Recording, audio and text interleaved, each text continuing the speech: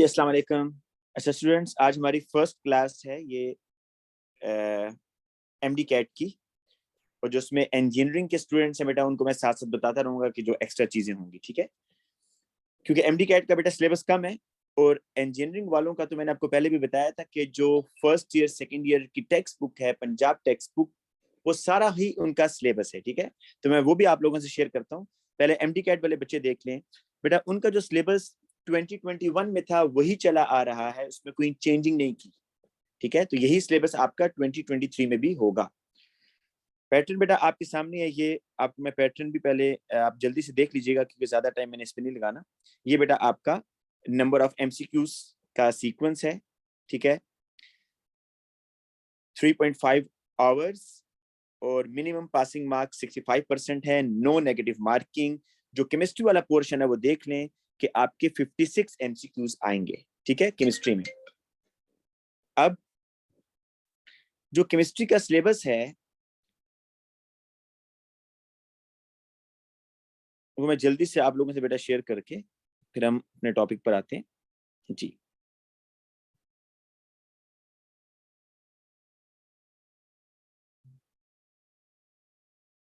ये बेटा आपका केमिस्ट्री का सिलेबस है, ये आपको नजर आ रहा होगा। अगर आप इसकी स्नैपशॉट ले लें। Introduction to fundamental concept of organic chemistry, atomic structure, gases, liquid, solid, equilibrium, kinetics, thermochemistry, electrochemistry, bonding, S and P block मतलब ग्रुप 1 2 है, और ग्रुप पी ब्लॉक में 3 4 5 6 7, और जीरो ग्रुप ट्रांजिशन एलिमेंट। फिर फंडामेंटल ऑफ ऑर्गेनिक केमिस्ट्री, हमने basically organic से start करना है, तो ये हम पार्ट बेटा पहले करेंगे सेकंड ईयर का, जो ऑर्गेनिक वाला पार्ट है। और आज हम फंडामेंटल ऑफ ऑर्गेनिक केमिस्ट्री, ये मैंने आप लोगों से शेयर भी किया हुआ है, इसकी फर्दर डिटेल बेटा उसने नीचे दी हुई है, ठीक है। तो आपसे मैं ये ग्रुप में मैंने कुछ बच्चों के साथ शेयर किया हुआ है, ठीक है। और फर्दर भी अगर किसी बच्चे के पास नहीं है तो मैं उसको क्लास के बाद ये सिलेबस शेयर कर दूंगा। अब आज बेटा टॉपिक नंबर 1 पर, ये आपको स्क्रीन नजर आ रही होगी। मैडम मैं अभी क्लास के बाद सेंड कर, ठीक है। अभी आप जरा लेक्चर पर आ जाएं। इसमें लेक्चर नंबर 1 है fundamental of principal of organic chemistry, ठीक है। अब इसमें जो कंटेंट हमने पढ़ना है बेटा इस टॉपिक में, ये पूरा चैप्टर आज की क्लास में हम कर लेंगे, ठीक है। कोशिश मैं करूंगा कि एक क्लास में आपको एक चैप्टर करा दूं, लेकिन जो बहुत लेंथी चैप्टर होंगे उसके लिए मैं डेफिनेटली 2 या 3 क्लासेस लगाऊंगा, लेकिन ये आराम से एक क्लास में हो जाएगा। Fundamental principle of organic chemistry, इसमें classification of organic compound, isomerism, जो ए लेवल्स के बच्चे हैं उन्होंने आइसोमेरिज्म पढ़ा हुआ है, लेकिन क्लासिफिकेशन ऑफ ऑर्गेनिक कंपाउंड नहीं पढ़ा हुआ, तो वो हमने डिटेल में देखना है। Define organic chemistry, organic compound, classify the organic compound on structural basis, explain that organic compound are also synthesized in the laboratory. ये ए लेवल्स के बच्चों ने नहीं पढ़ा हुआ बेटा, ये हमने डिटेल में देखना है। फंक्शनल ग्रुप पढ़ा हुआ है, और आइसोमेरिज्म एंड इट्स टाइप्स, ठीक है। तो अब बेटा हम स्टार्ट करते हैं। सबसे पहले एक कॉन्सेप्ट था वाइटल फोर्स थ्योरी का, वो बेटा हमने देखना है। तो मैं आपको बेटा यहाँ पर बता देता हूँ, और आपके सामने ये रिटन फॉर्म में भी है, आप खुद भी पढ़ेंगे भी। ओल्ड कॉन्सेप्ट क्या था? ओल्ड कॉन्सेप्ट बेटा ये था कि जो ऑर्गेनिक कंपाउंड है ना, ऑर्गेनिक कंपाउंड, उसके बारे में जो ओल्ड कॉन्सेप्ट है वो ये है कि ऑर्गेनिक कंपाउंड आप सिर्फ और सिर्फ ऑब्टेन कर सकते हैं फ्रॉम लिविंग ऑर्गेनिज्म, ठीक है ना। It was believed that organic compound can only be obtained from living organism as they possesses a supernatural force called vital force। के शुरू में साइंटिस्ट ये समझते थे कि जो ऑर्गेनिक कंपाउंड है वो लेबोरेटरी में नहीं बनाया जा सकता। टेस्ट ट्यूब के अंदर दो चीजों को आप रिएक्शन करके ऑर्गेनिक कंपाउंड नहीं बनाते। साइंटिस्ट ये समझते थे कि ऑर्गेनिक कंपाउंड को बनाने के लिए you need the body of living organism. लेकिन अच्छा, इस कॉन्सेप्ट को उन्होंने कहा था कि vital, this theory is called vital force theory. According to this theory the vital force is possessed only by living organism and such compound cannot be obtained or synthesized in the laboratory, ठीक है। तो in short आप organic compound को laboratory में नहीं बना सकते। अगर आपने ऑर्गेनिक कंपाउंड बनाना है तो वो लिविंग ऑर्गेनिज्म बनाएंगे। ये ओल्ड कॉन्सेप्ट था, और इस कॉन्सेप्ट का नाम था वाइटल फोर्स थ्योरी, VFT इसको बेटा बोलते हैं। वाइटल फोर्स मीन कि लिविंग ऑर्गेनिज्म की बॉडी में एक वाइटल फोर्स होती है which can synthesise the organic compound. लेकिन मॉडर्न कॉन्सेप्ट क्या है? मॉडर्न कॉन्सेप्ट बेटा, एक साइंटिस्ट था फ्रेडरिक वुलर। फ्रेडरिक वुलर। अच्छा, यहाँ पर ना जो ए लेवल्स के बच्चे उनको थोड़ा अजीब लग रहा होगा कि साइंटिस्ट के नाम भी आपको थोड़े आने चाहिए, कि वुलर जो है जर्मन केमिस्ट है वुलर, उसने सबसे पहले वीएफटी का जो कॉन्सेप्ट था उसको कहा कि यह गलत है। और उसने कैसे इसको गलत प्रूफ किया? वुलर ने यूरिया एक ऑर्गेनिक कंपाउंड बनाया। Urea is the organic compound ना, यूरिया का ये फॉर्मूला होता है C double bond O NH2 and NH2। तो वुलर ने बेटा यूरिया बनाया एक ऑर्गेनिक कंपाउंड, और किससे बनाया? फ्रॉम नॉन लिविंग थिंग, मतलब अमोनियम सायानेट से। तो आप देख सकते हैं कि organic compound can be obtained not only by living but they can also synthesize in the laboratory. तो वुलर ने कहा कि ये बात नहीं है, ऑर्गेनिक कंपाउंड को आप लेबोरेटरी में भी बना सकते हैं। और उसने इसके लिए जो एक्सपेरिमेंट किया, अमोनियम सायानेट NH4CNO। NH4CNO क्या है? अमोनियम सायानेट। उसने अमोनियम सायानेट को हीट किया, तो अमोनियम सायानेट के अंदर सिर्फ एटम्स की अरेंजमेंट हुई है और बन गया यूरिया बन गया। तो अमोनियम सायानेट से यूरिया बना है। Urea is the organic compound, ammonium cyanate is inorganic. तो देखिए इनऑर्गेनिक से ऑर्गेनिक बन गया। पहले कॉन्सेप्ट क्या था कि ऑर्गेनिक सिर्फ लिविंग ऑर्गेनिज्म से बनेगा। पहले कॉन्सेप्ट ये था कि लिविंग ऑर्गेनिज्म जो होंगे उससे सिर्फ ऑर्गेनिक कंपाउंड बनेगा। लेकिन यहां पर इसने क्या किया बेटा? वुलर ने नॉन लिविंग थिंग से ऑर्गेनिक कंपाउंड को बनाया। ठीक है जी। बेटा इसका अमोनियम सायानेट देखें, ये है ना NH4 plus CNO minus ammonium cyanate. अब इसमें देखें इसकी बॉन्डिंग किस तरह होगी, इस तरह जी। NH4 प्लस है, कार्बन नाइट्रोजन बेटा ट्रिपल बॉन्ड और ऑक्सीजन सिंगल, है ना। आपको पता है ना ऑक्सीजन जब सिंगल बॉन्ड बनाता है उस पर नेगेटिव चार्ज। इसको उसने बेटा हीट किया जब अमोनियम सायानेट को, तो क्या हुआ? C double bond O NH2 और NH2 बना। तो ठीक है बेटा, ये कॉन्सेप्ट आपको समझ आ गया, ये आप लोगों ने पहले नहीं पढ़ा होगा। तो अब आते हैं नेक्स्ट। अब देखिए उसने एक MCQ भी दे दिया। ठीक है, organic compound could be synthesized by living organism, मतलब plants and animals. This is in accord to the crystal field theory. crystal field theory थे बेटा ये इसी में अगर आप लोग आगे फर्दर केमिस्ट्री पढ़ते हैं तो वहां जाकर पढ़ेंगे। वैलेंस बॉन्ड थ्योरी क्या बताती है? वैलेंस बॉन्ड थ्योरी आपको मॉलिक्यूल की ज्योमेट्री और बॉन्ड एंगल्स बताता है। क्रिस्टल फील्ड थ्योरी का ताल्लुक ट्रांजिशन कॉम्प्लेक्सेस से, इतना मैं आपको बता देता हूँ। सॉरी, ये जो वैलेंस बॉन्ड थ्योरी आपको पाई बॉन्ड से बॉन्ड का कॉन्सेप्ट, वेस्पर थ्योरी आपको शेप्स और बॉन्ड एंगल बताएगा, और वाइटल फोर्स थ्योरी बेटा आपको ये बताती है कि जितने भी लिविंग ऑर्गेनिज्म हैं वो जो है ऑर्गेनिक कंपाउंड को आप लिविंग ऑर्गेनिज्म से ऑब्टेन कर सकते हैं। ये है वाइटल फोर्स थ्योरी। तो इसका आंसर क्या होगा? बी। ठीक है ना, वो कह रहा है कि organic compound could be synthesized by living organism. अब आगे चलें। अब देखें ऑर्गेनिक कंपाउंड और नॉन ऑर्गेनिक कंपाउंड की क्लास उसने डिफरेंशिएट किया इनको। अच्छा, मैं आपको साथ साथ ना एक्सप्लेन करता जाऊंगा। Organic compound are those compounds which contain carbon as a basic constituent. Characteristics क्या है जी? Organic compound have low melting point, boiling point. ये बात आप सबको पता होनी चाहिए। Reason is organic compounds are generally non polar, और नॉन पोलर के अंदर weak van der Waals forces, London forces होती हैं, जिसको आप instantaneous dipole, induced dipole force भी कह सकते हैं। ठीक है, तो वो वीक होती हैं, इसलिए आपको पता है कि पेट्रोल हो गया, केरोसिन ऑयल, इनके मेल्टिंग पॉइंट, बॉइलिंग पॉइंट लो होती हैं। अच्छा, सॉल्युबिलिटी इन वाटर क्या होगी? कम होगी, क्योंकि देखें organic compounds are non polar, water is polar, तो इसलिए सॉल्युबिलिटी उनकी वाटर में कम है, लेकिन more soluble in non polar solvent. आपको पता है ना, नॉन पोलर चीज नॉन पोलर में डिसॉल्व होती है, तो इसलिए नॉन पोलर सॉल्वेंट में ज्यादा अच्छा सॉल्युबल होंगे। दे आर फ्लेमेबल, मतलब उनको आग लग जाती है, and their chemical reactions are usually slow. इसके पता क्या रीजन है क्यों ऑर्गेनिक रिएक्शन स्लो होते हैं? बेटा ऑर्गेनिक रिएक्शन इसलिए स्लो होते हैं कि अगर आपने सपोज ये रिएक्शन करवाना है तो पहले बेटा पता क्या होगा, सपोज इसका OH के साथ करवाना है ना, एक्वस, तो पहले ये बॉन्ड टूटेगा। कौन सा बॉन्ड? Carbon bromine. पहले बॉन्ड टूटेगा, उसमें टाइम लगेगा, देन बॉन्ड विल फॉर्म। तो ऑर्गेनिक रिएक्शंस के अंदर दो स्टेप्स होते हैं। फर्स्ट बॉन्ड टूटता है, देन बॉन्ड बनता है। आप कहेंगे वो तो हर रिएक्शन में ऐसा होना चाहिए, ऐसा नहीं है। जो इनऑर्गेनिक रिएक्शन होते हैं ना, उसमें आप देखें बॉन्ड्स पहले से टूटे होते हैं। जब आप HCl को वाटर में डालेंगे तो वाटर तो इसके बॉन्ड तोड़ देगा ना HCl के।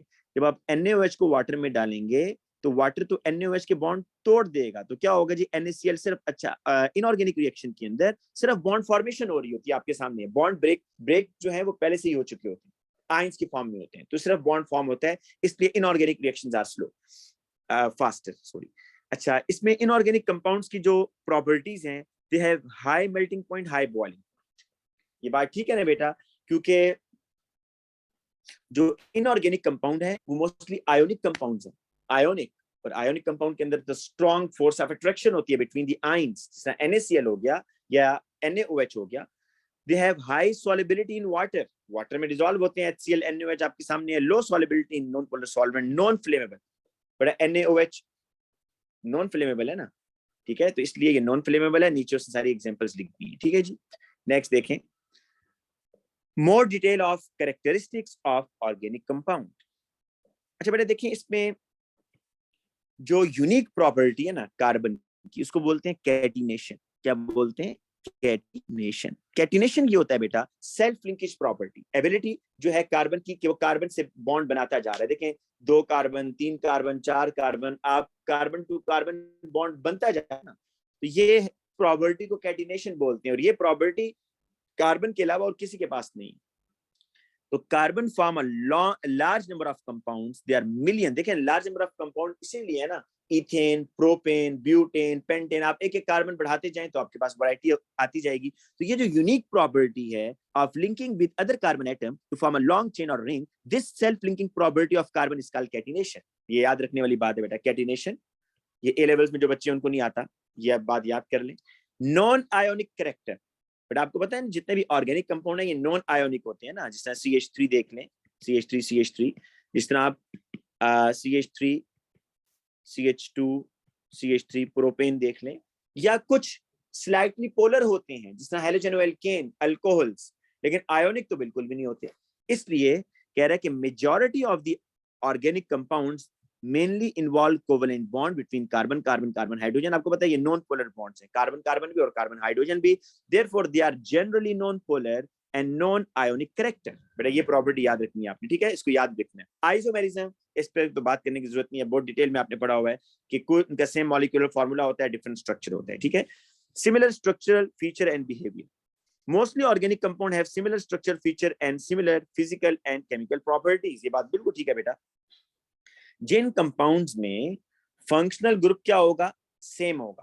फंक्शनल ग्रुप, जिन कंपाउंड्स में फंक्शनल ग्रुप सेम होगा तो उनके केमिकल प्रॉपर्टीज एक जैसी होंगी, ठीक है जी, ठीक है ना बेटा। तो जिनके फंक्शनल ग्रुप सेम है उनकी केमिकल प्रॉपर्टीज क्या हो रही है? सेम है। और आपको पता है होमोलोगस सीरीज के अंदर जो फिजिकल प्रॉपर्टीज है वो ग्रेजुअली चेंज हो रही होती हैं, इस तरह इथेन, प्रोपेन, ब्यूटेन, ये ग्रेजुअली क्या हो रही होंगी? चेंज हो रही होंगी। बेटा ये प्रॉपर्टीज आपको आनी चाहिए। नेक्स्ट आ जाए, एक क्वेश्चन उसने दिया है MCQ, इस जरा पढ़ेंगे आप लोग। Consider the following properties of organic compound. Isomorphism, isomorphism का वर्ड जो A लेवल वाले बच्चे उन्होंने कभी नहीं सुना होगा, इसको कहते हैं बेटा आइसो मीन सेम, मॉर्फिज्म कहते हैं शेप को, मॉर्फिज्म मीन शेप। बेटा आइसोमॉर्फिज्म दो डिफरेंट कंपाउंड्स जिनकी सेम शेप हो उनको बोलते हैं आइसोमॉर्फिज्म। अगर उनकी प्रॉपर्टीज भी सेम हो तो फिर भी अगर उनके कॉन्स्टिट्यूएंट भी सेम हो तो उसको भी आइसोमॉर्फिज्म कह सकते हैं। लेकिन मैं इसको दोबारा बता देता हूं बेटा कि what is isomorphism.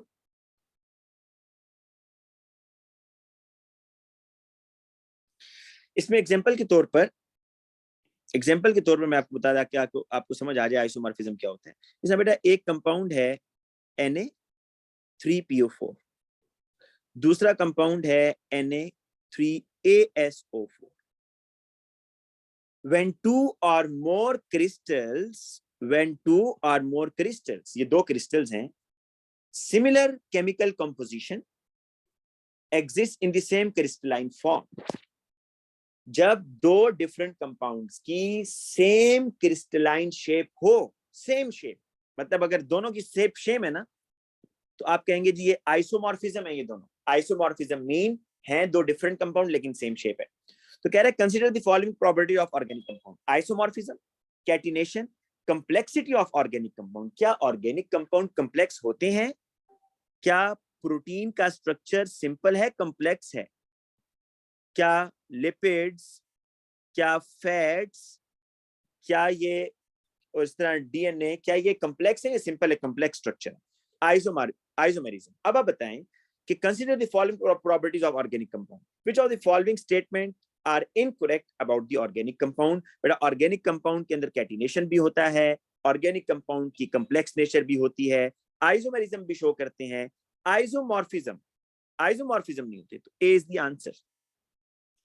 In fact organic compound show the following properties. अब ये आप याद कर लें, ऑर्गेनिक कंपाउंड ये प्रॉपर्टी शो करते हैं, आइसोमर्स, कंप्लेक्सिटी होती है उनके कंपाउंड्स में बास, कैटिनेशन, रेजोनेंस क्या होता है बेटा? रेजोनेटिंग स्ट्रक्चर याद है बेंजीन में A2 में हम पढ़ते थे ऐसे करके, ये जो मूवमेंट ऑफ पाई इलेक्ट्रॉन हो रही है ना बेटा, ये जो मूवमेंट ऑफ, जिन बच्चों ने ऑर्गेनिक पढ़ी हुई है तो उनको तो आइडिया होगा कि हम उसमें रेजोनेटिंग स्ट्रक्चर बनाते थे फैन ऑक्साइड आयन के, जहां पर मूवमेंट ऑफ इलेक्ट्रॉन शो हो रहा होता था। तो रेजोनेंस का मतलब लिख लें कि मूवमेंट ऑफ पाई इलेक्ट्रॉन्स या मूवमेंट ऑफ इलेक्ट्रॉन्स, कि जो इलेक्ट्रॉन की मूवमेंट होती है वो ऑर्गेनिक कंपाउंड में हो रही होती है, तो ये इसको बोलते हैं रेजोनेंस। ठीक है, जिस तरह बेंजीन में मूवमेंट ऑफ इलेक्ट्रॉन हो रहा है। अच्छा बेटा नेक्स्ट एक और एमसीक्यू कह रहा है, all of the following substances are inorganic in nature accept,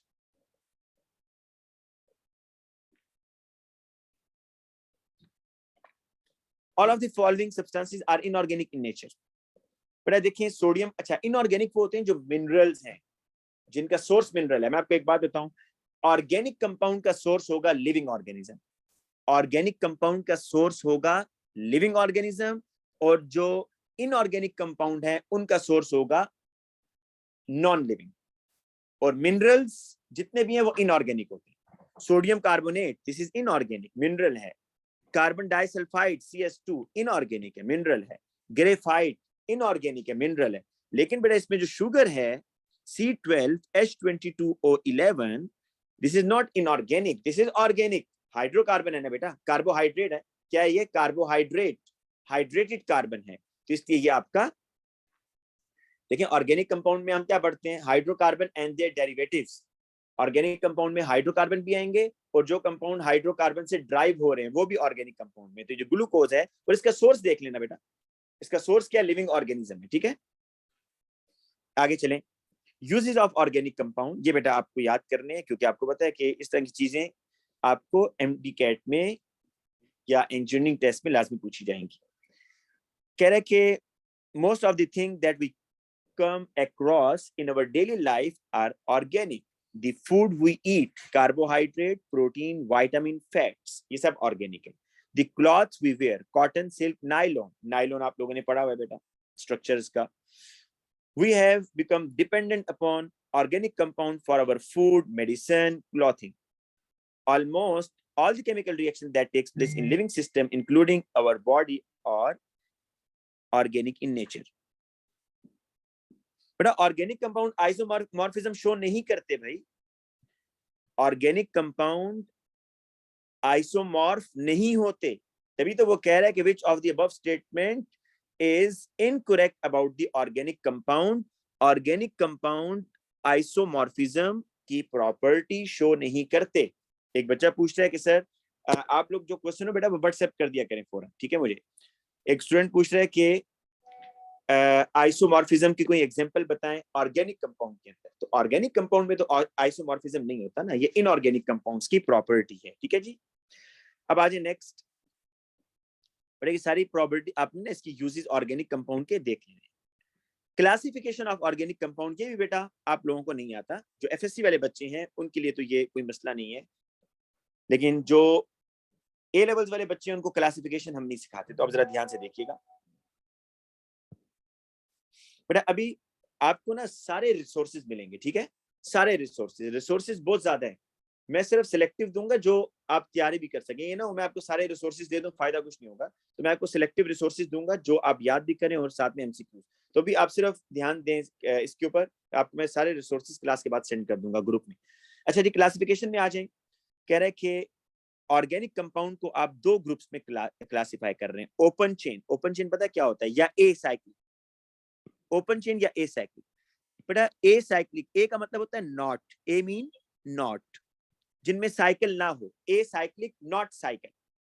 open chain इस तरह के देखें, CH3 CH2 CH CH3 CH2 CH2 CH3, ये ओपन चेन है। ए साइक्लिक बेसिकली इसमें रिंग नहीं बन रहा। और क्लोज चेन क्या होगा बेटा, इसमें रिंग बन रहा है, ये क्लोज चेन है। तो सबसे पहले बेटा वो ऑर्गेनिक कंपाउंड को क्लासिफाई कर रहा है कि कुछ ऑर्गेनिक कंपाउंड ओपन चेन है और कुछ ऑर्गेनिक कंपाउंड क्लोज चेन में आप क्लासिफाई करते हैं। ये देखिए, ये एक फ्लोशीट डायग्राम है। ओपन चेन ये मैं बना देता हूं इधर, CH3 CH2 CH2 and CH3। Close chain क्या होगी जी, मैं इस तरह ही बना देता हूं यहाँ पर,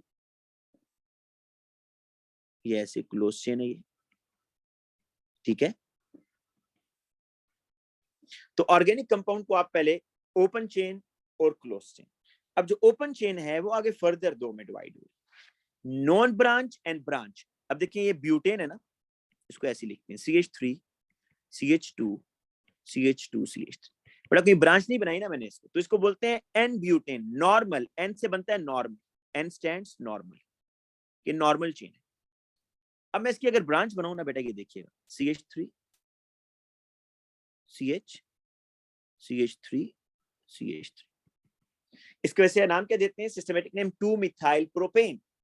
लेकिन बेटा इसको जो कॉमन नेम है इसका, और FSC वाले बच्चे बहुत अच्छे तरीके से जानते हैं, आइसोब्यूटेन। आइसो का मतलब मैं भी बताता हूँ बेटा, आइसो कहते हैं, अगर आप कार्बन नंबर 2 को देखें ना, क्या कार्बन नंबर 2 पर दो सेम ग्रुप्स लगे हुए, कार्बन नंबर 2 पर सेम ग्रुप्स। याद रखें, जब भी कार्बन नंबर 2 पर आपको दो मिथाइल नजर आए, इसको आइसो बोलना है। आइसो मीन सेम, कि कार्बन 2 पर सेम ग्रुप्स लगे हुए, लेफ्ट साइड पर भी मिथाइल, नीचे भी मिथाइल, तो इसको बोलते हैं आइसो। आइसो असल में इस शेप को बताता है बेटा, ये आइसो होता है। देखिए, इसको आपने आज के बाद आइसो कहना है, ये आइसो है। और फिर टोटल नंबर काउंट करें, ये कॉमन नेम है बेटा, ठीक है, ये कॉमन नेम है, सिस्टमेटिक नेम नहीं है, ये आपको याद रखना। तो कॉमन नेम क्या है, आइसो, और फिर टोटल कार्बन कितने, 4 हैं। ब्रांच को भी टोटल कार्बन में काउंट करेंगे तो आइसोब्यूटेन। एन का मतलब है नॉर्मल, जिसमें ब्रांच ना हो, ठीक है। इसमें एक और भी आता है, आगे आपको बताऊंगा, इसको नियो बोलते हैं। अगर इस तरह हो ना बेटा, अगर एक ही कार्बन के साथ इस तरह लगाओ ना, ये इसको नियो बोलते हैं। क्या बोलते हैं, नियो। अगर एक कार्बन है उसके साथ ऊपर नीचे और इधर 3 मिथाइल लगे हुए हैं, तो इसको नियो बोलेंगे।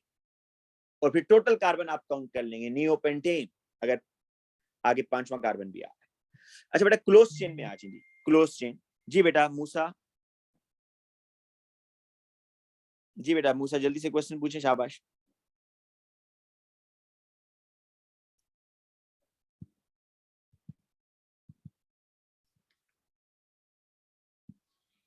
अच्छा जी, आगे चलते हैं हम।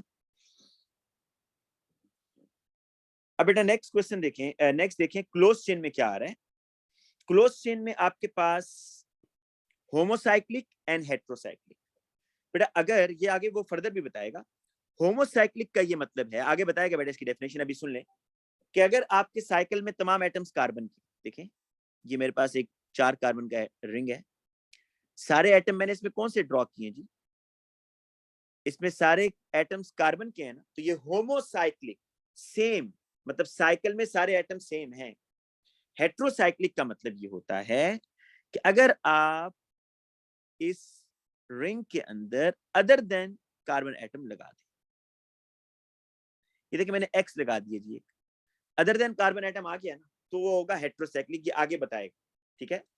तो होमोसाइक्लिक, अगर if all the atoms in the ring are made up of carbon atom, ring का जो स्केलेटन है ना, स्केलेटन, उसके सारे एटम कार्बन के बने हुए। मैं आपको एग्जांपल के तौर पर यहां बताता हूं ताकि ये बात क्लियर हो जाए। देखिए इस तरह है,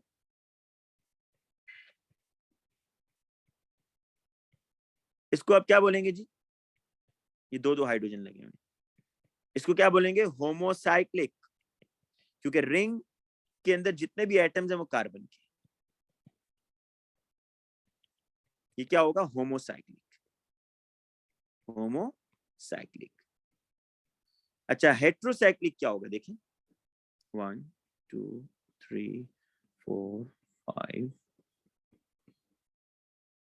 अगर इससे मैं करता हूँ सपोज, डबल बॉन्ड का यहाँ कोई फर्क नहीं पड़ता, मैं ऐसी बस यहाँ ड्रॉ कर दिया, आप ना ड्रॉ करें, लेकिन जो चीज बताना चाह रहा हूँ ये, अब बेटा देखिए इस रिंग के अंदर अदर देन कार्बन एटम आ गया ना, तो इसको कहेंगे हेट्रोसाइक्लिक। हेट्रो मीन डिफरेंट, कि साइकिल में एक एटम डिफरेंट आ गया, हेट्रोसाइक्लिक। ठीक है जी।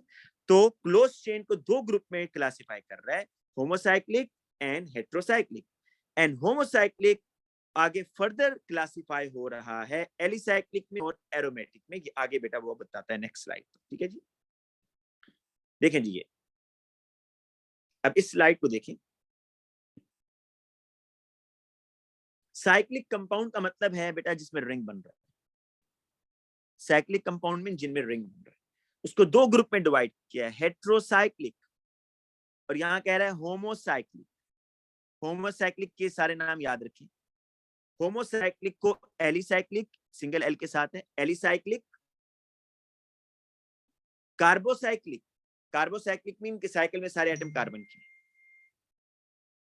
जी बेटा नुमान, बेटा ये मैं भी आपको क्लास के बाद सेंड भी कर दूंगा, ये लें, ये जी हेट्रोसाइक्लिक वाली।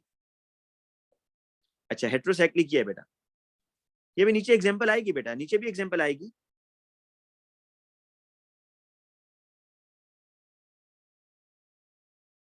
आप लोग कोशिश किया करें बेटा, क्योंकि क्लास की मैं रिकॉर्डिंग कर रहा हूँ, तो आप लोग कोशिश किया करें सिर्फ सुनने पर जोर दें। अगर आपने नोट्स बनाने हैं तो ये मैं आपको सेंड भी करूंगा और क्लास के बाद ये पीडीएफ भी आपसे शेयर करूंगा। ठीक है, तो कोशिश करें ज्यादा कि समझने पर ध्यान दें, और जो समझ नहीं आ रहा हो मुझसे व्हाट्सएप पे फौरन साथ साथ पूछ लेते हैं। हेट्रोसाइक्लिक में बेटा आपको कुछ नाम याद रखने हैं जो वो पूछता है। देखें ये इतना क्लियर नहीं है, मैं इन सबको दोबारा ड्रॉ करता हूँ। ये है इस तरह जी, ये इस तरह है बेटा, देखें ऐसे।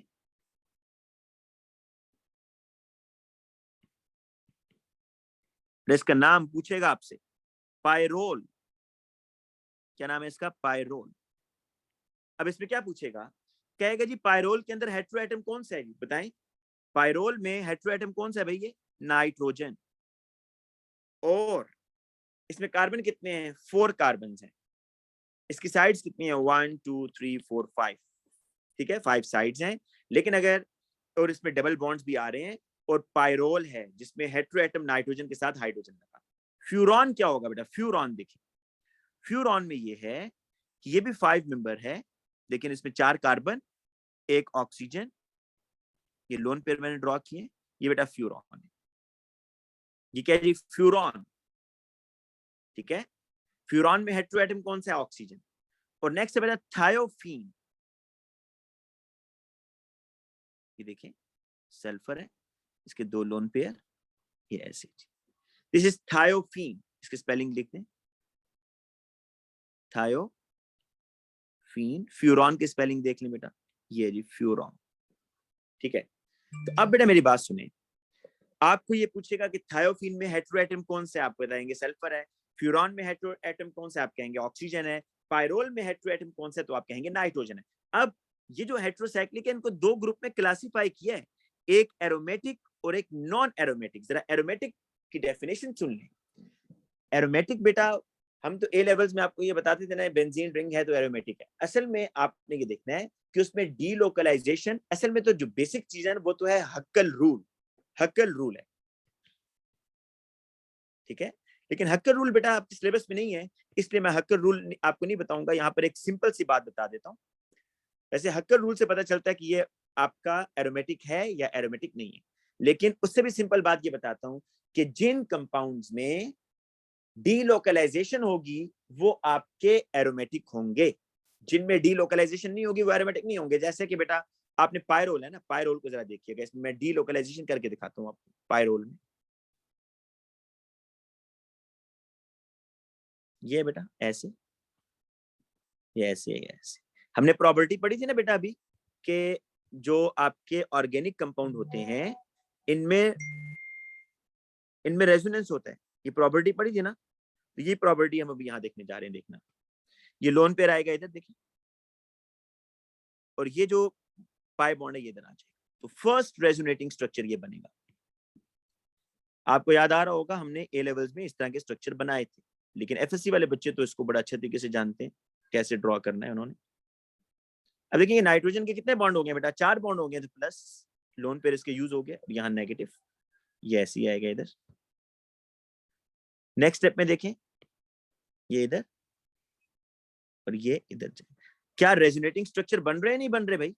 अगर रेजोनेटिंग स्ट्रक्चर बन रहे हैं, मूवमेंट ऑफ पाई इलेक्ट्रॉन हो रहा है, और all carbons are sp2 hybridize, अगर कार्बन sp2 हाइब्रिडाइज हैं तो वो एरोमेटिक होगा। अगर एक भी कार्बन बेटा sp2 ना होता ना, sp3 होता, sp3 की निशानी पता है ना आपको, उसमें कार्बन सिंगल बॉन्ड बना रहा होगा, तो वहां पर जो है ना कंप्लीट रेजोनेटिंग स्ट्रक्चर नहीं बनेंगे अगर एक कार्बन भी sp3 हाइब्रिडाइज होगा। ठीक है, तो अब जरा देखिए आगे नेक्स्ट रेजोनेटिंग स्ट्रक्चर क्या बनेगा इसका।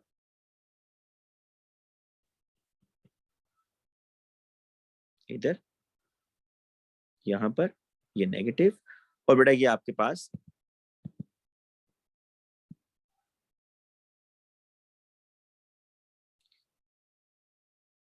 इधर जाएगा ऐसे,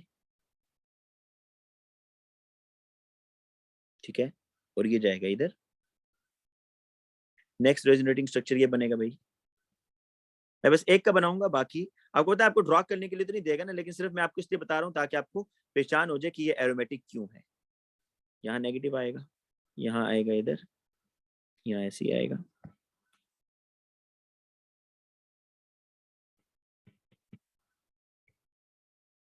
नेक्स्ट स्टेप में ये इधर जाएगा, ये इधर जाएगा। अब जरा देखना बेटा आगे, next resonating structure would be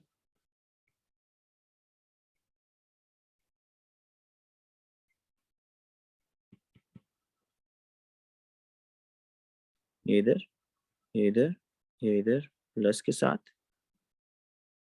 अब देखिएगा जी दोबारा वो स्ट्रक्चर बन जाएगा जो पहले बना होता है, ये लोन पेयर दोबारा मिल गया वापस इसको।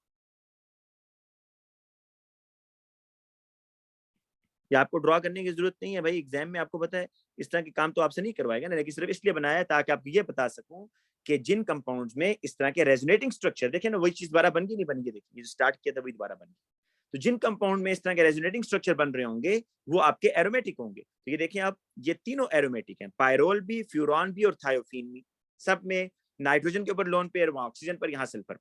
लेकिन नॉन एरोमेटिक बेटा देखिएगा, नॉन एरोमेटिक में ये कह रहा है टेट्राहाइड्रोफ्यूरॉन। मैं जरा इसका नाम क्लियर करके लिख देता हूं बेटा, टेट्राहाइड्रोफ्यूरॉन।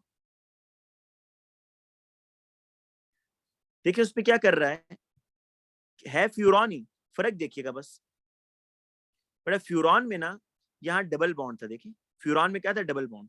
टेट्राहाइड्रो में वो देखें हर एक एक हाइड्रोजन अलग आया, मजीद आ गया है ना। टेट्रा क्यों कह रहे हैं कि एक एक हाइड्रोजन अब एक्स्ट्रा आ गया, यहाँ हर कार्बन के साथ एक एक हाइड्रोजन था, टेट्राहाइड्रोफ्यूरॉन में हर कार्बन के साथ एक एक हाइड्रोजन एक्स्ट्रा आ गया, तो 4 कार्बन है तो 4 हाइड्रोजन एक्स्ट्रा आए हैं, तो टेट्राहाइड्रोफ्यूरॉन। बाकी आपको ये तो कॉमन है कि फ्यूरॉन में ऑक्सीजन आ रहा है, तो पहला हो जाएगा बेटा टेट्रा हाइड्रोफ्यूरॉन। दूसरा क्या है, टेट्रा हाइड्रोथायोफीन। मैं इसका नाम लिख देता हूं, उतना क्लियर नहीं है, टेट्रा हाइड्रो थायोफीन, क्योंकि एस आ रहा है ना बेटा, जब एस आएगा तो थायोफीन हो जाएगा। और नेक्स्ट है पायरोलिडीन, बेटा इसका नाम भी लिख लें, पायरोलिडीन, पायरोलिडीन। ठीक है बेटा, तो ये जो हेट्रोसाइक्लिक कंपाउंड है इनको दो ग्रुप में हमने डिवाइड किया, एरोमेटिक और नॉन एरोमेटिक। एरोमेटिक में आपने देखा पायरोल, फ्यूरॉन, थायोफीन, इसको ऐसे याद रखना है बेटा कि एरोमेटिक में पायरोल, फ्यूरॉन। अच्छा एफएससी में ये होता है कि जो एग्जांपल्स उसने दिए वही पूछेगा, उससे हट के नहीं पूछेगा, तो इसलिए इसको आप याद कर लें, सिंपल। ठीक है ना, शुरू में आपको थोड़ा अजीब लगेगा लेकिन प्रैक्टिस हो जाएगी फिर। अच्छा नेक्स्ट देखिए, जो होमोसाइक्लिक कंपाउंड्स हैं उस पर आ जाए। होमोसाइक्लिक कंपाउंड्स में आप देख सकते हैं बेटा कि ऑल एटम्स, जो स्केलेटल जो रिंग है उसमें all atoms are carbon atoms, all atoms are carbon atoms. तो होमोसाइक्लिक में all atoms are carbon atoms, वो एरोमेटिक भी हो सकता है, वो नॉन एरोमेटिक भी हो सकता है, लेकिन एलिसाइक्लिक की निशानी ये है कि उसमें जितने भी एटम्स होंगे वो कार्बन एटम के बने होंगे, जितने भी रिंग का जो स्ट्रक्चर होगा वो कार्बन एटम से मिलकर बना होगा। ठीक है, अब आ जाए बेटा नेक्स्ट, ये देखें, अब इस तरह के क्वेश्चन पूछेगा। Which of the following is a heterocyclic compound? Toluene. अभी आपको टॉल्वीन का स्ट्रक्चर नहीं आता, मैं बता देता हूँ। टॉल्वीन बेटा इसको कहते हैं ए लेवल्स में जिसको आप बोलते थे ना मिथाइल बेंजीन, ए लेवल में जिसको आप मिथाइल बेंजीन बोलते थे ना, एफएससी में उसको टॉल्वीन कहते हैं, स्पेशल नेम है। बेंजिल्डिहाइड बेटा, बेंजिल्डिहाइड आप सी डबल बॉन्ड ओ और एच को कहते हैं। जब बेंजीन के साथ आप एल्डिहाइड ग्रुप लगा देना बेटा, बेंजीन के साथ एल्डिहाइड ग्रुप, तो उसको क्या बोलेंगे? अच्छा, पिरिडीन।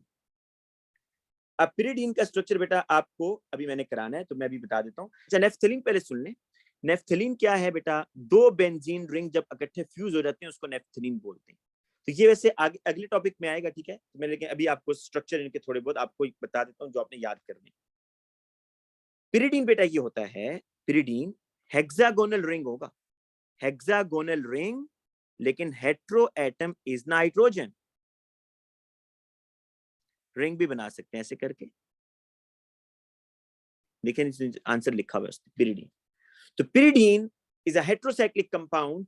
अब देखें, आपको यहां पर ना एक और चीज भी समझनी है, पायरोल और पिरिडीन में क्या फर्क है?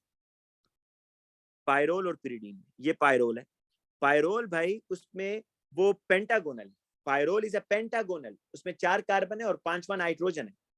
पिरिडीन इज अ हेक्सागोनल, उसमें 5 कार्बन है और 6ठा नाइट्रोजन है। ठीक है, तो ये याद रखिएगा, ये आपने याद रखना है बेटा। नेक्स्ट देखिए MCQ, the type of compound which contain an open chain of carbon atom are called. अब बेटा देखिए, ओपन चेन का एक और नाम भी याद रखें, एलिफेटिक। ओपन चेन को एलिफेटिक भी बोलते हैं, ओपन चेन कंपाउंड को एसाइक्लिक भी बोलते हैं, जिसमें साइकिल ना हो, लेकिन एलिफेटिक भी बोलते हैं।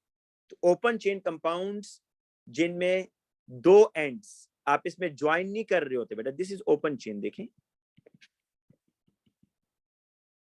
ये ब्रांच भी हो सकती है, लेकिन ये ओपन चेन है, इसमें दोनों हेड और टेल ज्वाइन नहीं कर, तो इस ओपन चेन को बेटा आप एलिफेटिक भी बोलते हैं। तो कह रहे the type of compound which contain open chain, तो ये ओपन चेन है। अच्छा, अगला देखें, एलिसाइक्लिक। एलिसाइक्लिक कौन से होते हैं बेटा? Alicyclic is the carbocyclic. ये देखिए, एलिसाइक्लिक, कार्बोसाइक्लिक या होमोसाइक्लिक, ये एक ही चीज के नाम है। एलिसाइक्लिक मीन जिसमें साइकिल होगा और सारे एटम्स कार्बन के होंगे, तो एलिसाइक्लिक तो नहीं ना, वो तो ओपन चेन कह रही है, एलिसाइक्लिक तो क्लोज चेन है। एरोमेटिक जिसमें resonating structure, delocalization of pi electrons, all carbon must be sp2 hybridize, तो ये तो और चीज है। हेट्रोसाइक्लिक में बेटा रिंग होगा और एक other than carbon atom present होगा। ठीक है भाई, नेक्स्ट क्वेश्चन भी जरा देखें, दी होमोसाइक्लिक कंपाउंड। होमोसाइक्लिक बेटा वही बात है, होमोसाइक्लिक, कार्बोसाइक्लिक या एलिसाइक्लिक?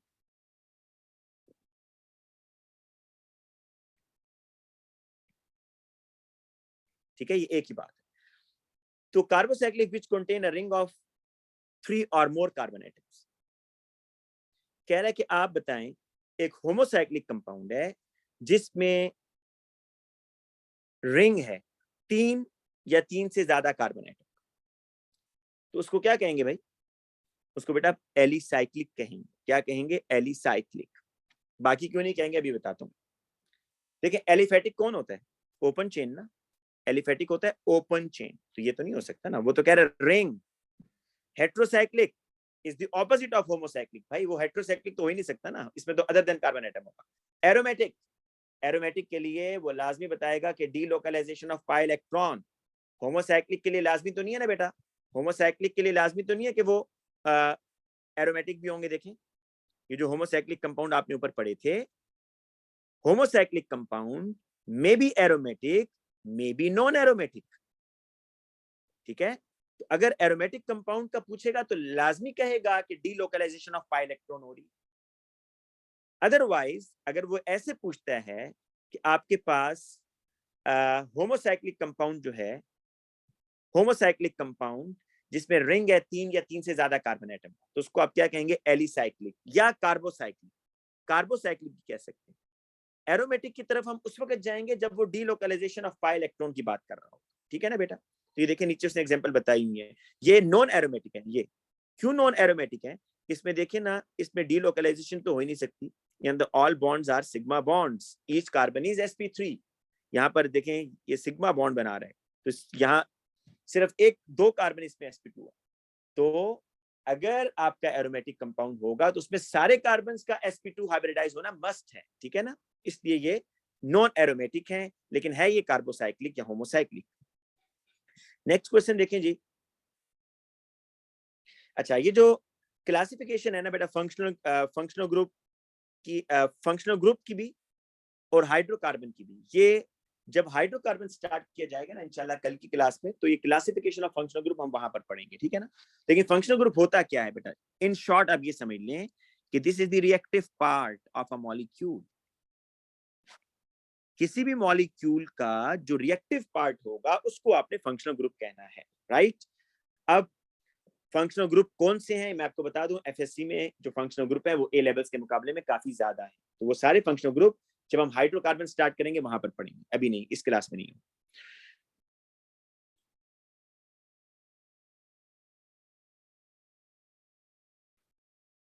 बेटा ये देख लें, हाइड्रोकार्बन क्या होते हैं, बड़ी सिंपल सी डेफिनेशन है, hydrocarbon are those organic compound which are made up of carbon and hydrogen only, ठीक है। डेरिवेटिव ऑफ हाइड्रोकार्बन, डेरिवेटिव का मतलब होता है बेटा,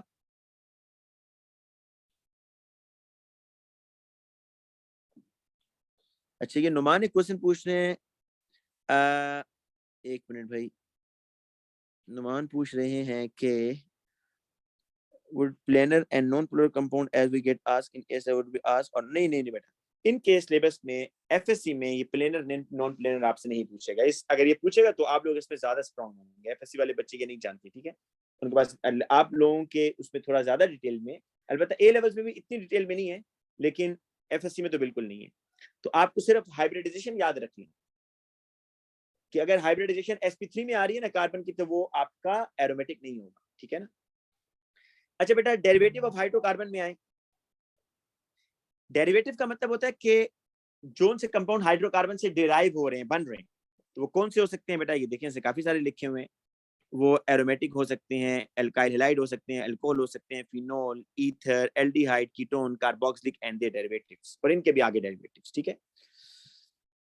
फ्लोरीन, बेटा फ्लोरीन पढ़ा था ना आप लोगों ने एएस में, जिसका फुटबॉल की तरह स्ट्रक्चर होता है, hollow structure made up of carbon C60, याद है C60, सिंपल मॉलिक्यूलर स्ट्रक्चर होता था फ्लोरीन का। Fullerene, buckminsterfullerene, bucky ball कह रहा है कि fullerene are molecule composed of entirely of carbon in the form of hollow sphere, ellipsoid और ट्यूब।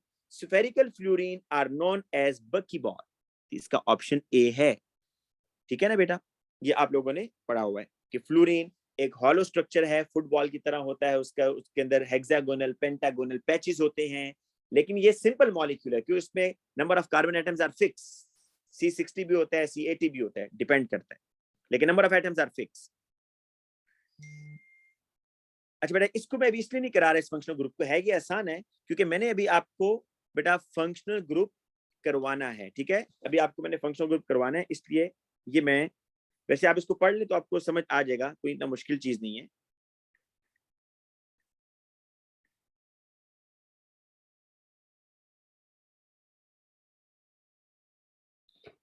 एमाइड पूछ रहे हैं आपसे, ठीक है, लेकिन आपको जब मैं वो कराऊंगा ना फंक्शनल ग्रुप, तो वहां पर बताऊंगा कि ये एमाइड इसमें कौन सा है, C+O NH2। अच्छा, कोई बच्चा इसको बेस तो नहीं समझता ना, कोई ऐसा बच्चा है जो ये समझ रहा है कि ये बेस है। Amide is not a base, amine is a base, ये बेटा बेस है, लेकिन आपको ये बात ध्यान में रखनी है कि amide is not a base. Reason क्या होगी जी,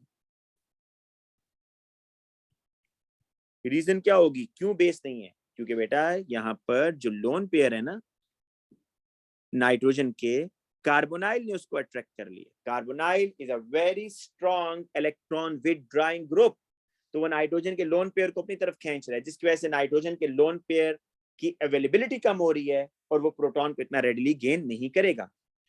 अच्छा बेटा देखिए SH, अच्छा फंक्शनल ग्रुप अभी आपको नहीं कराए, लेकिन आपको ये बता दूं, यहाँ पर जिस तरह बेटा हमारे सिलेबस में अल्कोहल था ना, इसको आप क्या कहते थे, अल्कोहल OH। इसी तरह आज के बाद ये भी याद रखें, एसिड जो है ना, इसको बोलते हैं थायोल, एसिड को क्या बोलते हैं, थायोल। आपको मैं अभी याद करवाता हूं, ऊपर हमने थायोफीन एक पढ़ा था, नहीं पढ़ा था? थायोफीन ये पढ़ा था जी, जिसमें सल्फर आ रहा है। तो याद रखें जहां सल्फर होगा वहां थाई का वर्ड यूज होगा। तो ये देखें यहां पर SH, SH is just like OH, OH alcohol होता है, SH थायोल होता है, थायोल। तो SH is a functional group of thiol, ठीक है, थायोल। लेकिन फंक्शनल ग्रुप बेटा आपको नेक्स्ट क्लास में कराऊंगा, भी नहीं, ये बीच में ऐसी MCQ आगे। आपको मैं ये भी बता दूं, एल्केन का जनरल फॉर्मूला क्या पढ़ा है जी आप लोगों ने? ओ लेवल्स में पढ़ा होगा, CnH2n+2। एल्कीन का जनरल फॉर्मूला क्या पढ़ा हुआ है? CnH2n। तो अल्काइन का क्या होगा, जरा गैस करें खुद ही। अल्काइन का क्या होगा जी? CnH2n-2। अगर मुश्किल है तो ये देखें भाई, ये अल्काइन है, carbon carbon triple bond, 2 carbon है तो हाइड्रोजन भी 2 है भाई। अगर 2 कार्बन है तो हाइड्रोजन भी 2 है, तो फॉर्मूला इसका क्या बनेगा? यही बनेगा, CnH2n-2, ठीक है। तो इसमें बेटा वो कह रहा है, the following is general formula of alkyne. तो इसमें CnH2n-2, ये मैं पूरा formula, C is the answer, ठीक है, सी आंसर होगा, CnH2n-2।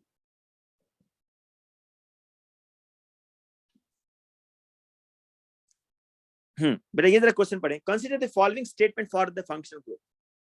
फंक्शनल ग्रुप के बारे में आपसे पूछना चाह रहा है। It serves as a basis for nomenclature. क्या फंक्शनल ग्रुप के बेस पर नोमन आप ऑर्गेनिक कंपाउंड को नाम देते हैं? नोमेनक्लेचर का मतलब होता है ऑर्गेनिक कंपाउंड्स को नाम देना। ये बात बिल्कुल ठीक है भाई। It serves to classify organic compound into different classes। क्या फंक्शनल ग्रुप के बेस पर आप कंपाउंड्स को डिफरेंट क्लासिफाई कर रहे हैं? OH alcohol, CHO aldehyde, COOH carboxylic. Yes, तो ये बात भी ठीक है। It is a site for a chemical reaction। Yes, this is the reactive part। तो ये साइट ऑफ केमिकल रिएक्शन है, इस जगह पर रिएक्शन होगा। तो ये सारी स्टेटमेंट्स ठीक है, 1, 2 and 3। बट आइसोमेरिज्म में मेरा नहीं ख्याल कोई प्रॉब्लम होगा, लेकिन 2 यहाँ पर नए आइसोमर्स हैं जो आप लोगों को मैंने बताने। क्लासिफिकेशन वही है, आइसोमर्स की definition same molecular formula, different structural formula. और उसी तरीके से बेटा यहाँ पर जो उन्होंने डिफाइन किया हुआ है कि 2 क्लासिफिकेशन की है, स्ट्रक्चरल एंड स्टीरियो। फर्क अब आएगा, स्टीरियो आइसोमर्स जो है ना वो भी ठीक है, उसको भी 2 में ही डिवाइड किया, ज्योमेट्रिकल या सिस ट्रांस। ऐसे करते थे ना बेटा हम, सिस ट्रांस या ज्योमेट्रिकल, और दूसरा ऑप्टिकल। लेकिन स्ट्रक्चरल की हम कितनी टाइप्स पढ़ते थे ए लेवल्स में? पोजिशनल पढ़ते थे, चेन आइसोमर पढ़ते थे जी, फंक्शनल ग्रुप आइसोमर पढ़ते थे। यहां पर और भी मेटामेरिज्म, मेटामेरिज्म, एक है टॉटोमेरिज्म। ये 2 नई टाइप्स हैं जो आपको याद रखनी है, मेटामेरिज्म एंड टॉटोमेरिज्म। याद है ना पोजिशनल क्या करते थे? अभी चले 1 बाय 1 सारे आ जाएंगे। ये देखिए, चेन आइसोमर देख लें, ब्यूटेन और 2 मिथाइल ब्यूटेन। इसमें मेरा ख्याल है कि टाइम जाया करने की जरूरत नहीं है। कार्बन चेन चेंज हो गई है, ब्रांचिंग आई है। पोजिशनल आइसोमर में 1 क्लोरोप्रोपेन, 2 क्लोरोप्रोपेन। फंक्शनल ग्रुप की पोजीशन चेंज हो गई है। अगर फंक्शनल ग्रुप की पोजीशन चेंज हो रही है, उसकी वजह से 2 डिफरेंट स्ट्रक्चर बन रहे हैं, तो वो पोजिशनल आइसोमर होंगे। Functional group isomer, same molecular formula, different functional group. अच्छा ये बेटा आप लोगों को नहीं पता होगा, ये देखिएगा, एक फंक्शनल ग्रुप ये भी होता है, कार्बन ऑक्सीजन कार्बन। अगर बेटा 2 कार्बन एटम को एक ऑक्सीजन सेपरेट कर रहा हो तो इसको ईथर बोलते हैं। क्या बोलते हैं? ईथर, ROR, ये ईथर है कि 2 कार्बन एटम के दरमियान ऑक्सीजन आ गया, इसको क्या बोलते हैं? ईथर। तो ये बेटा आपके पास एक फंक्शनल ग्रुप है ईथर, और उसी से आप अल्कोहल बना रहे हैं। देखिए, तो same molecular formula but different functional group. तो ये ईथर, ये आपका फंक्शनल ग्रुप आइसोमर है। मेटामेरिज्म पर आ जाए, metamerism, CH3 CH2 oxygen, CH2 CH3। बड़ा ये ईथर है। फंक्शनल ग्रुप कौन सा है? ईथर। ऑक्सीजन के दोनों साइड पर कितने कितने कार्बन है? 2 2। मैं अगर इस तरह करूं, अब 1 2 3 ऐसे कर दिया जी मैंने। अब क्या किया मैंने? यहां ऑक्सीजन और यहां oxygen. It arises due to the unequal distribution of carbon atom on either side of the functional group. Unequal distribution अगर आप करेंगे ना कार्बन एटम की, देखिए पहले वाले ईथर में ना इसको बोलते हैं डाई इथाइल ईथर, इसको बोलते हैं डाई इथाइल ईथर या इथॉक्सी इथेन भी बोलते हैं। नेमिंग जो नेक्स्ट चैप्टर होगा वहां पर होगी, नेमिंग भी और फंक्शनल ग्रुप भी। सिर्फ यहां पर अभी इन शॉर्ट ये समझ लें कि यहां पर देखें दो दो कार्बन थे ना, लेकिन मैंने अनइक्वल डिस्ट्रीब्यूशन की कार्बन एटम की अराउंड द फंक्शनल ग्रुप, इसकी वजह से अनइक्वल डिस्ट्रीब्यूशन की वजह से अगर स्ट्रक्चर बन रहा है तो उसको क्या कहेंगे, मेटामर्स। ये क्या होगा बेटा, मेटामर्स। तो मेटामर्स में अनइक्वल डिस्ट्रीब्यूशन होती है of carbon atom either side of the functional group. Tautomerism आप लोगों ने नाम नहीं पढ़ा हुआ, लेकिन इसकी एग्जांपल पढ़ी हुई है। ज्विटर आइन क्या होता था बेटा, उसमें देखें C double bond OOH NH2 R और H। क्या करते थे बेटा आप इसमें, आप ये करते थे कि कार्बोक्सिलिक का H अमाइनो में लेके चले जाते थे ऐसे करके, और ये क्या बन जाता था NH3 प्लस NCOO माइनस। तो internal transfer of proton, transfer of proton हो रहा है। देखें, it arises due to the shifting of proton from one atom to the other in the same molecule। तो इससे आपका बनेगा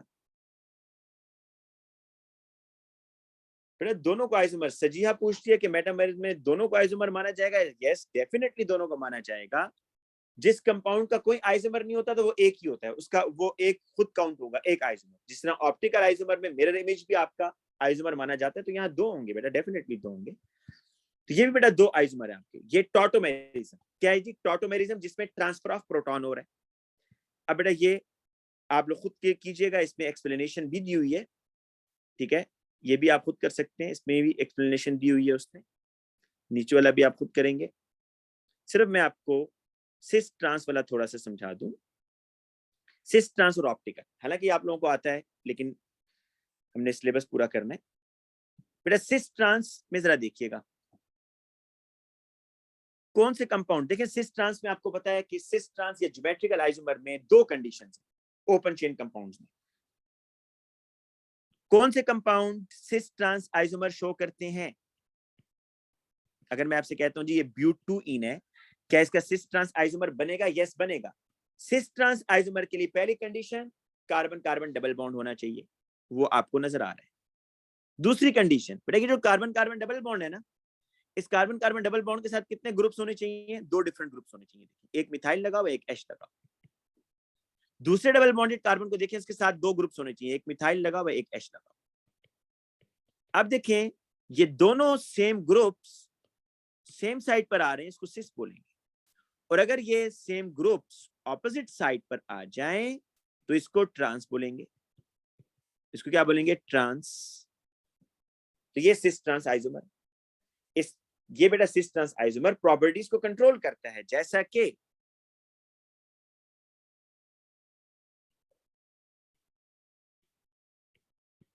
ये है ना, ये सिस होगा राइट, और ये देखिए ये ट्रांस होगा। अब इसमें फर्क क्या है? ये है पोलर, ये है नॉन पोलर, तो इनकी प्रॉपर्टीज चेंज हो जाएंगी। क्यों? क्योंकि देखें यहां पर ये क्लोरीन इज नेगेटिव, पॉजिटिव, इधर डायपोल बन रहा है इस डायरेक्शन, यहाँ पर इस डायरेक्शन। तो ये डायपोल एक दूसरे को कैंसिल आउट तो नहीं कर रहे हैं ना बेटा, ऑपोजिट इन डायरेक्शन तो नहीं है, इक्वल इन मैग्नीट्यूड तो है लेकिन ऑपोजिट इन डायरेक्शन नहीं है। लेकिन दूसरे केस में देखें यहाँ पर क्लोरीन इधर खींच रहा है, यहाँ क्लोरीन इधर खींच रहा है, तो ये equal in magnitude opposite in direction, तो ये डायपोल एक दूसरे को कैंसिल आउट करेंगे और मॉलिक्यूल नॉन पोलर बन जाएगा। तो ट्रांस नॉन पोलर होते हैं। अगर दो सेम इलेक्ट्रोनेगेटिव एटम्स लगे हों देन, ठीक है जी। एक स्टूडेंट पूछ रही है खतीजा कि मेटामेरिज्म में और पोजिशनल आइसोमर में क्या फर्क है? Good question. बड़ा पोजिशनल आइसोमर के अंदर हम फंक्शनल ग्रुप की पोजीशन चेंज करते हैं। फॉर एग्जांपल 1 क्लोरो 2 क्लोरो, क्या हम वहां पर अनइक्वल डिस्ट्रीब्यूशन ऑफ कार्बन की बात करते हैं? नहीं करते।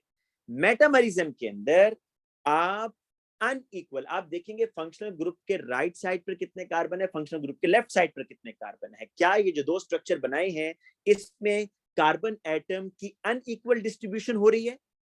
अगर अनइक्वल डिस्ट्रीब्यूशन हो रही है तो that is the metamerism. Khadija बताइएगा ये बात ठीक है या नहीं?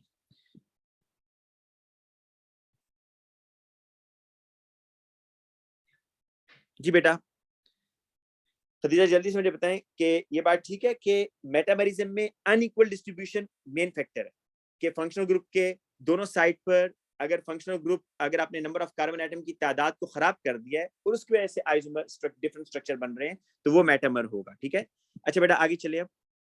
अब लास्ट चीज है ट्रांस। अच्छा पहले इसकी ये सुन लें प्रॉपर्टीज।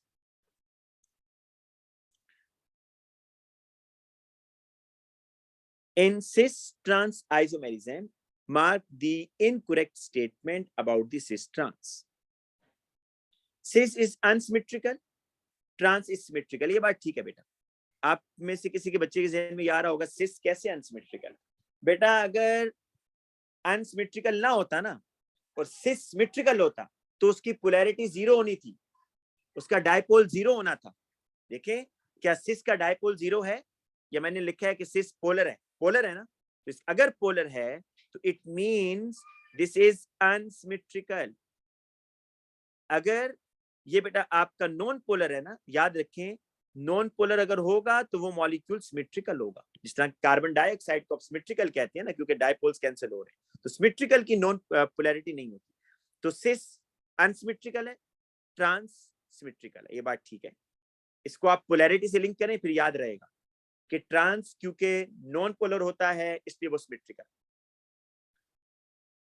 सिस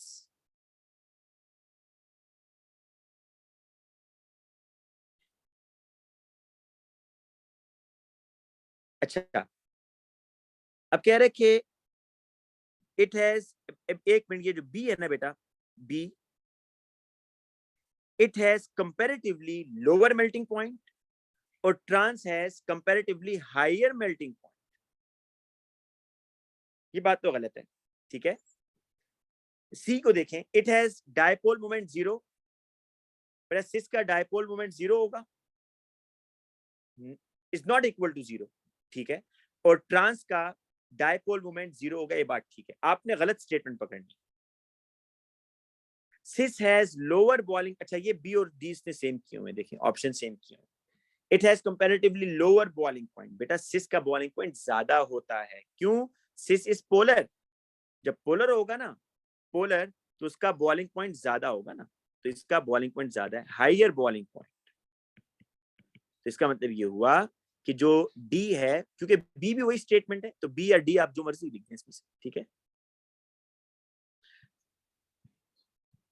अच्छा बेटा इसमें आप अब आ जाए ऑप्टिकल आइसोमर। ऑप्टिकल आइसोमर क्या होती है? Those isomers which have a chiral carbon, पहले बताएं those compounds which have a chiral carbon will show optical isomer। जैसे कि बेटा ये कार्बन है ना, अगर इसके साथ 4 डिफरेंट ग्रुप्स लगे हों, ये ऐसे, ये जो सेंट्रल कार्बन है ना इसके साथ 4 डिफरेंट ग्रुप्स आ रहे हैं, तो ये आपका कायरल कार्बन है। क्या है? Chiral carbon. कायरल कार्बन भी कहते हैं इसको, एसिमेट्रिक कार्बन भी कहते हैं, याद रखिएगा, कायरल कार्बन या एसिमेट्रिक कार्बन। अच्छा बेटा ये जो कायरल कार्बन होते हैं ना, जो ऐसे मॉलिक्यूल जिनमें कायरल कार्बन, ये मॉलिक्यूल्स ऑप्टिकली एक्टिव होते हैं। इनको क्या बोलते हैं कि ये ऑप्टिकली एक्टिव हैं। ऑप्टिकली एक्टिव का मतलब ये है कि अगर आप एक प्लेन पोलराइज लाइट को इसमें से पास करवाएं तो ये जो कंपाउंड है ये प्लेन पोलराइज लाइट के प्लेन को रोटेट करवाएंगे राइट साइड पर या लेफ्ट साइड पर। प्लेन पोलराइज लाइट का मतलब है मोनोक्रोमेटिक लाइट, ऐसी लाइट जिसकी एक ही वेवलेंथ। तो ये ऑप्टिकली एक्टिव कंपाउंड होते हैं जो प्लेन पोलराइज लाइट के प्लेन को रोटेट करवा देते हैं राइट, क्लॉकवाइज, एंटी क्लॉकवाइज। और बेटा इनके जो आइसोमर्स होते हैं उनको आप इनेंशियोमर्स भी कह सकते हैं। क्या कह सकते हैं? इनेंशियोमर्स। और ये non super imposable mirror images होते हैं बेटा, इनको ऐसे 3D में बनाना चाहिए। मैं 3D में बना देता हूँ बेटा। ये मतलब पता है ना इसका कि ये जो बेटा आपके पास प्लेन लाइन है ना, ये आप समझे कि आपकी स्क्रीन के ऊपर 2 एटम लगे हैं। ये जो वेज है ना, इस वेज को समझे कि ये हाइड्रोजन स्क्रीन से बाहर आ रहा है और NH2 डॉटेड का मतलब है ये इनसाइड द स्क्रीन है। अगर आप इसके सामने बेटा मिरर रखें इस तरह करके मिरर, तो क्या होगा कि ये COOH, ये बेटा इस तरह NH2, ये बेटा इस तरह H आएगा और ये आएगा CH3। अब आप इस मॉलिक्यूल को उठा के इसके ऊपर रखें ना, तो ये non super imposable mirror images, मतलब बेटा अगर आप इस मॉलिक्यूल को उठा के इसके ऊपर रखें तो ये NH2 के नीचे मिथाइल आएगा, मिथाइल के नीचे NH2 आएगा, तो ये नॉन सुपर इम्पोजेबल। और इनको इनेंशियोमर्स भी बोलते हैं। इन आइसोमर्स को क्या बोलते हैं? इनेंशियोमर्स, ठीक है ना। तो ये बेटा आपको आखिरी स्लाइड में बता रहा है। और एक याद कर लें बेटा, एक चीज याद कर लें कि जो आपका